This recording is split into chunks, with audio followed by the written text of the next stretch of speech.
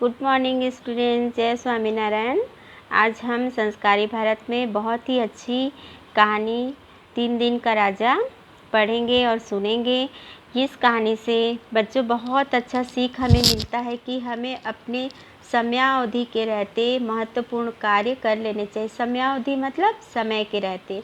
तो बच्चों लेसन में पूरा रीड कर रही हूँ या समझा रही हूँ, आप ध्यान से समझेंगे। एक राजकुमार था। राजकुमार मतलब एक राजा का बेटा।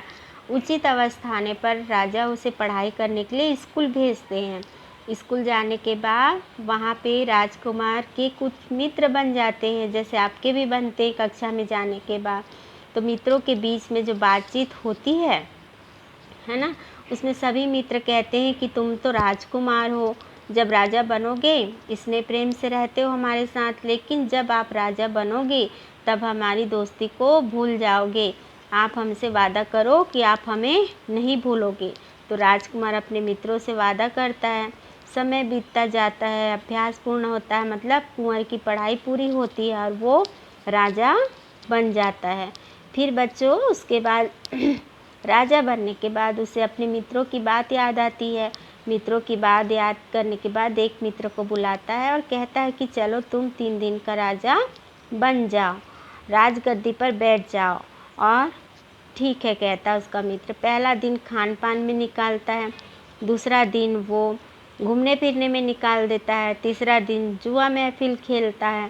ऐसे करते करते 3 दिन निकालता है। लेकिन जैसे ही शाम होता है उसे रानी की याद आती है और कहता है कि अपने मित्र से, जो राजा रहता है, कि अब मैं तो यहाँ का राजा बन गया हूँ, तो मुझे अब रानीवास में भी जाना होगा। लेकिन रानी ये सुनते बहुत चिंतित हो जाती है। कहती है कि मेरा धर्म संकट में पड़ गई हूँ, मैं कैसे किसी पर पुरुष के साथ रह सकती हूँ। फिर वो अपने गुरु से गुरु से विनती करती हैं कि राजमहल में ये 3 दिन का जो राजा है वो मेरे पास आना चाहते हैं, मुझे बचाइए। तो गुरु जो होते हैं रानी से कहते हैं कि तुम चिंता मत करो, उनसे मैं जाके कहूँगा कि तुम राजा बनने के लिए अपना श्रृंगार करो। श्रृंगार मतलब तुम राजा जैसे ही अपनी वेशभूषा बनाओ, दिखो, तब रानी के पास जाना। फिर तो 3 दिन वाले राजा की श्रृंगार की तैयारियां होने लगी। नाई आए, बहुत टाइम लगाया नाई बाल बनाने में। फिर कपड़ा पहनाने वाला आया, तैयार करने वाला। हम भी कहीं जाते हैं तो तैयार होते हैं, वैसे तैयार करने के लिए आए। सबने बहुत टाइम लगाया और एक टाइम ऐसा आता है कि उसका 3 दिन का समय पूरा हो जाता है। राजा ने दूसरे मित्र को फिर बुलाया और आग्रह करते हुए कहता है कि मेरा परिवार और राज्य तुझे 3 दिन के लिए सौंप रहा हूँ। जो दूसरा मित्र रहता है बच्चों, वो अपना काम बहुत ही अच्छे से करता है।